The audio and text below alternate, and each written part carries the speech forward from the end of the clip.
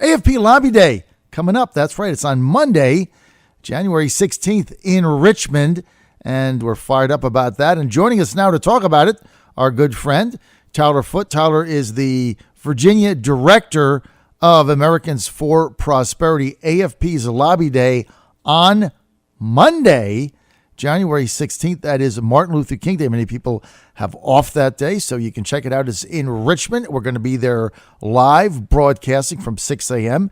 at the event. We welcome everybody and hope you'll be with us. Tyler Foote, Merry Christmas, Happy New Year. Great to have you with us. Good morning, John. Thank you for having me. Tyler, look, AFP Lobby Day is a really big deal in Virginia because it gives all of our friends, those that are involved in this stuff, the opportunity to come to Richmond, meet with their state representatives, talk to them eyeball to eyeball about the issues that are important to them. Also, you've got a great event planned. You've got the 3 Republican candidates speaking that are running for the GOP nomination for governor. Can you tell our audience more about the event and what they have to do in order to be there? Because it's a lot of fun. Absolutely. Well, it is a lot of fun, and it is a very big deal in Virginia. I think one of the things that we hear most from people is they feel like politicians tend to listen to lobbyists and donors more than the average citizen. And so what happens is a lot of people feel like they don't have a voice in the political process. But I think one of the things that the election this past November taught us is that voters and grassroots leaders are still in charge. And I think that's something that our legislators need to keep in mind and also need to be reminded of. So our Lobby Day is a way to connect the grassroots with lawmakers so that they have the opportunity to meet face-to-face and advocate for the issues that matter most to them. And so AFP Lobby Day is how we make that connection. We start at 9 a.m., we go up to the GAB for about an hour and a half, 2 hours, and AFP sets up meetings ahead of time with our attendees and legislators from their region. So if you're from Northern Virginia, you're not going to be meeting with legislators from Southwest Virginia because Northern Virginia and Southwest Virginia has very different needs and issues. So we do all the legwork and all the grunt work on the front end to make sure that our attendees have a great experience.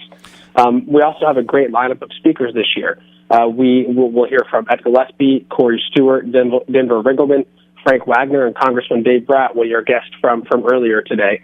So we have a great lineup of speakers and a great program. The best part about this event, though, is that it's free. And not only is it free, but we also provide free transportation from every corner of the state so that anyone who wants to participate can. So all you have to do is go to virginialobbyday.com. That's virginialobbyday.com. You'll see our full bus schedule and then also the opportunity to register.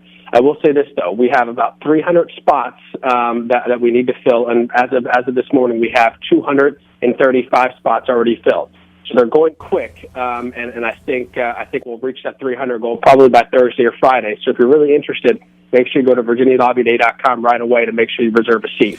Right, and that's all you have to do is go to virginialobbyday.com. And so I can emphasize to everybody, it's just not one bus going all over the state. You have buses from Hampton Roads, the Peninsula, Fredericksburg, Southwest Virginia, South Side, Northern Virginia, and depending on what time where you are, they can leave as early as 6 a.m. But the thing is, everything is free, everything is provided, and it's an opportunity to really get together. It's not only meeting with your legislators and meeting with the gubernatorial candidates and things like that, but you get to meet brand new friends who you share an interest with, right?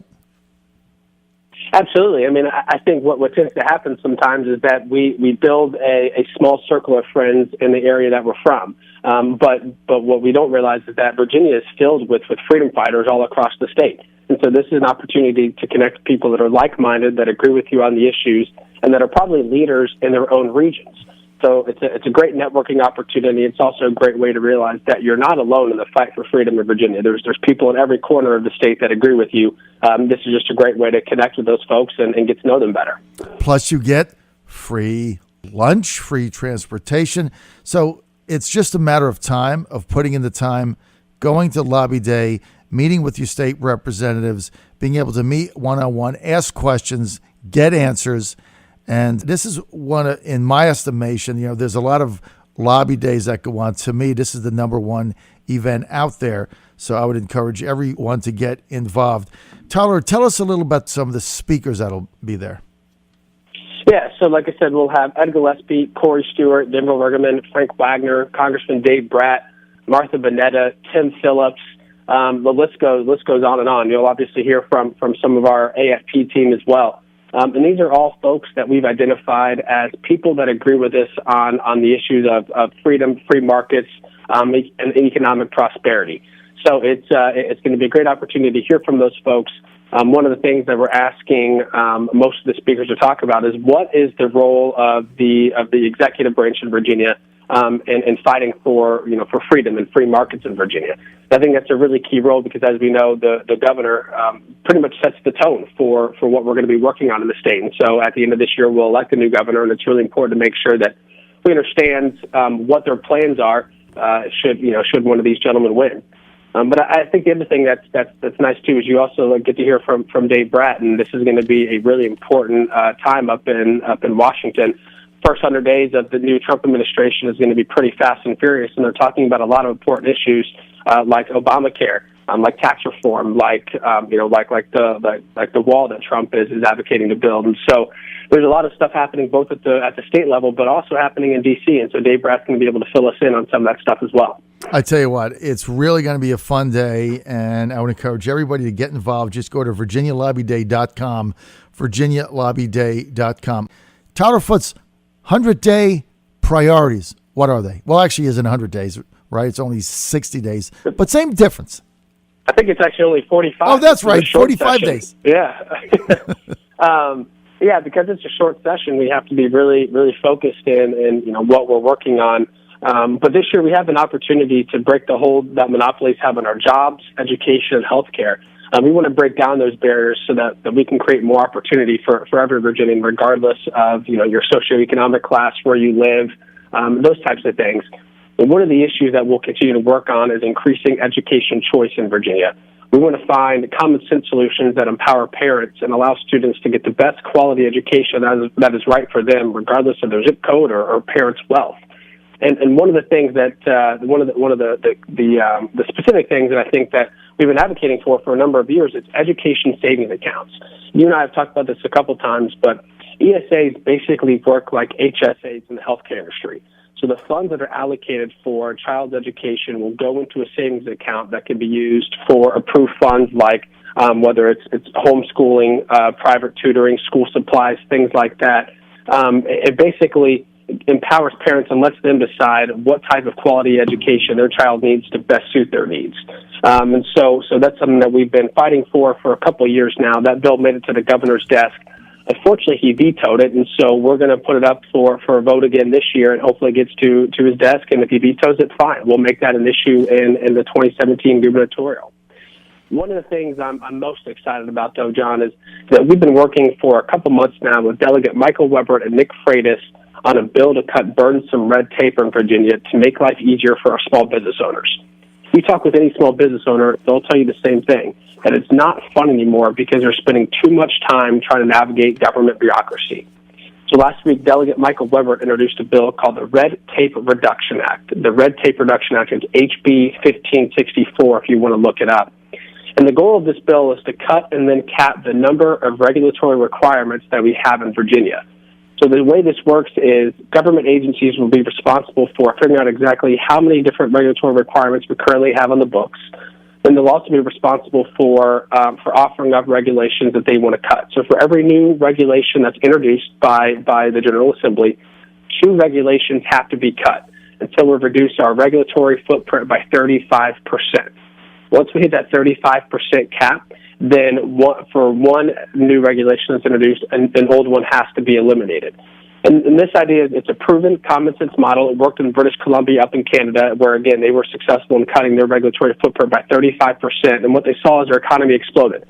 Businesses spent less time trying to navigate the government and more time creating jobs, growing their business, and spending their money the way that they thought was best. So we're really excited about the Red Tape Reduction Act. I think it has a tremendous opportunity to really help our economy, really break the shackles of bureaucracy that our government imposes on small business owners and really just the general public as a whole. So that's one of the main bills that we're going to be advocating for this year. What is the opposition of that? I think it's people that like big government. I think it's entrenched special interest. Those that benefit from these different regulatory burdens, but really at the end of the day, nobody should be opposed to this. I mean, again, it's a common sense bill.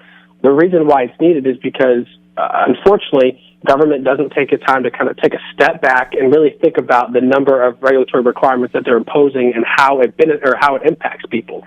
You know, session after session, what happens is legislators hear from constituents saying that we need X, Y, and Z laws, but nobody really stops and thinks about how all of these laws negatively impact our state. And so this bill actually does that. It requires legislators and government agencies to take a step back and say, all right, what laws make sense, what regulatory requirements make sense, what don't.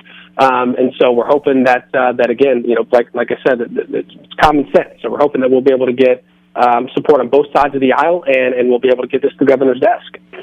Well, look, and then I think you nailed it. If Terry McAuliffe vetoes it, if it does get to his desk and it vetoes it, now you turn it into a 2017 campaign issue, right? Exactly. And, hopefully that doesn't get to that point, because we want to make sure that we're doing what's best for the state. But if it does get to that point, it's a nice contrast between, who supports making life easier for small business owners and the general public, and who supports big government policies that hurt small business owners. So that's a great narrative that we'd love to take to voters. Well, look, the governor says that he's the jobs governor. The Red Tape Reduction Act is going to help create jobs. So he would have to explain why he's vetoing something that is supporting what he says his main objective is, which is to create jobs in Virginia. Okay, so we've got the Red Tape Reduction Act, HB 1564. What else? The other thing is something that we've been working on for a couple of years, too, is the Clean Power Plan accountability. I guess that's not the official name of the bill, but it's Delegate Israel O'Quinn is going to introduce it again this year. And what it does is it requires the General Assembly to approve or reject the President's Clean Power Plan before it can be implemented in the state. I know that we have a new administration, but the Trump administration really hasn't been clear on whether or not he is going to require the state to submit plans to comply with the Clean Power Plan or not. If you recall, last year, John, there was a federal court case that put these requirements on hold. And let me back up and explain what these requirements are. The Clean Power Plan basically requires states to reduce their carbon footprint by 30%. So in Virginia, that's a pretty big amount, and especially for a state in Southwest Virginia where a lot of the coal industry is a major job creator for a lot of folks in that region. So there's studies out there that show that if the Clean Power Plan is implemented, it will kill thousands of jobs in Virginia and raise our utility prices by hundreds of dollars. And that disproportionately affects low-income people that don't have that discretionary income to pay higher utility bills. So Israel O'Quinn's bill, or Delegate O'Quinn's bill, will say that before these plans can be implemented, the state legislature has to approve or reject them. What this does is it empowers everyday voters, because if your legislator then votes for the Clean Power Plan, you know that they are for higher utility costs and fewer jobs in the state, and you can then hold them accountable at the ballot box. So it's something, again, we've been working on for a while. The governor vetoed it again last year, so we're just going to continue bringing this up until we find a path forward to make sure that we are protecting jobs in the state and protecting utility ratepayers in the state as well. And Tyler, how active is AFP going to be in trying to get us the Mountain Valley Pipeline, the Atlantic Coast Pipeline? Where are we on that? Those are difficult issues, and I'll be upfront with you. I mean, our policy as a whole, John, is that we support all types of energy exploration. I think when it comes to those two issues as a whole, though, what you find is that some of our activist base see it as a property rights issue, and then others see it as energy independence and jobs. So while we're supportive of pipelines as a general concept, I still think that we need to do more research to figure out, what's best for our activist base in the state. As long as Dominion and Duke and these other energy producers are being fair and treating property owners in a fair way and making sure that they are compensating them fairly, then we don't really object to it. Don't see a problem with it. I think the main area where it does become a problem is when the federal government steps in and tries to block the pipeline like they're doing with Keystone.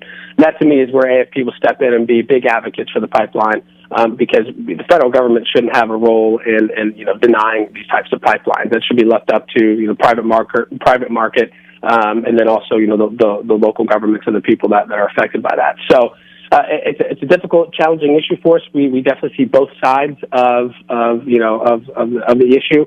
But as a whole, we are supportive of pipelines just as long as property owners are being treated fairly and compensated fairly. Okay, Tyler, tell our audience a little bit about AFP in Virginia, what your staff is now, how you've upsized it, and then how people get involved at the grassroots level. So Americans for Prosperity is a grassroots organization that advocates for free market and economic issues. So we're all about lower taxes, freedom in the healthcare market, freedom in education choice. So we like Lobby Day, we are kind of the conduit that helps connect everyday citizens with lawmakers. We want to make sure that people have a voice in the political process. Our staff has grown exponentially. We've recently gone through a merger where some of our sister organizations now are working with AFP. So you probably have a lot of listeners that are members of or a part of Concerned Veterans for America, Libre Initiative, Generation Opportunity, and AFP. And now all four of those organizations are now working together to advance the same issues in the state. So our staff has grown considerably. We now have, 17 full-time employees in the state. We'll probably add to that throughout the year because obviously Virginia is a big state in 2017.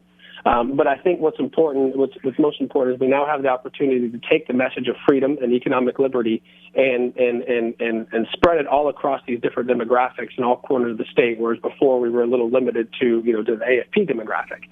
So we're going to be more impactful than we ever have before. We have more resources than we ever have before from a staff perspective, and we're ready to get through this General Assembly session, ready to rock and roll and pass some of these bills that we're talking about today. Well, I'll tell you what, Tyler Foote, it's an exciting time. You've had an amazing impact since you've been the director of Virginia's AFP. There's no question.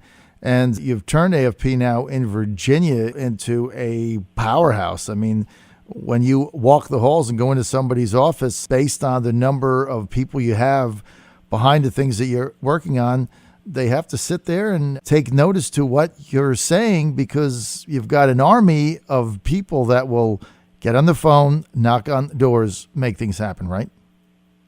Absolutely. And again, that's really what it's all about, is connecting people to the political process and making sure that we hold legislators accountable for the decisions that they make. And we're very fond of our activist base. I mean, we couldn't do what we do without our activist base. We have over 86,000 activists in the state, and that's going to continue to grow. So, as much work as we're doing in the GAB, they're doing it on the ground, back in the legislative districts, meeting with their legislators and holding them accountable. It's definitely a team sport. Well, look, that's where everything matters. Now, Virginia Lobby Day for AFP. You have to get involved. Here's all you have to do. Go to virginialobbyday.com, virginialobbyday.com, and everything convenes at the Hilton Garden Inn on Broad Street. Take the AFP bus there, but you got to sign up now, and I'll be there all day as well. So you're going to have a great time. Go to virginialobbyday.com, virginialobbyday.com. Sign up now. Tyler, thanks for being with us, and we're looking forward to 2016, 1 week from today, AFP Virginia Lobby Day. I'll see you there.